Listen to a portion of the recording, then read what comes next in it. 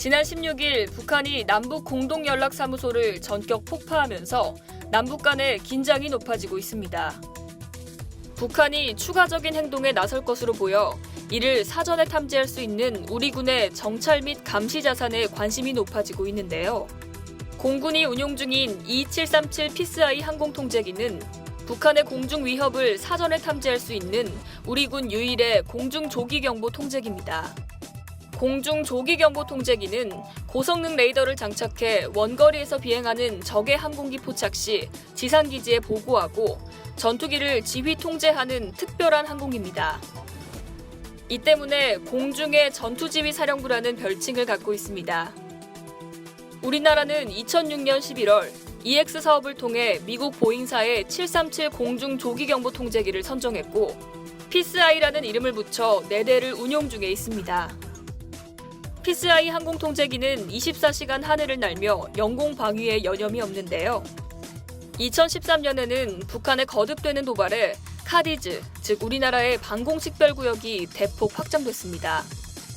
이 때문에 기존에 운용 중인 피스아이 4대로는 이들 지역을 전부 커버할 수 없어서 추가적으로 항공통제기를 도입하기로 결정합니다. 내년부터 본격화될 항공통제기 2차 사업은 1조 3,332억 원의 예산이 투입되며 경쟁 입찰을 통해 2대를 도입할 예정입니다.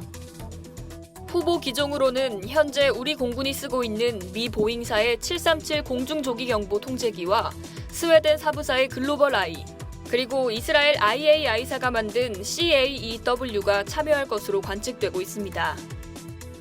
일단 미 보잉사의 737 공중조기경보 통제기의 경우 우리나라를 포함해 호주와 터키가 운용하고 있으며 운용 대수는 14대에 달합니다. 여기에 더해 지난해 3월 영국 공군이 5대의 737 공중조기경보 통제기를 도입하기로 결정하면서 제2의 전성기를 맞고 있는 상황입니다.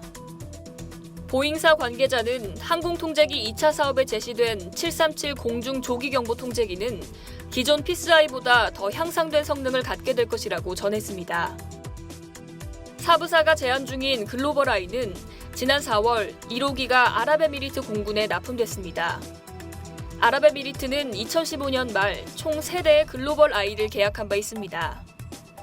글로벌 아이는 기존의 공중조기경보 통제기와 달리 공중 지상은 물론 해상 목표물도 탐지가 가능한 새로운 개념의 차세대 공중조기경보 통제기입니다.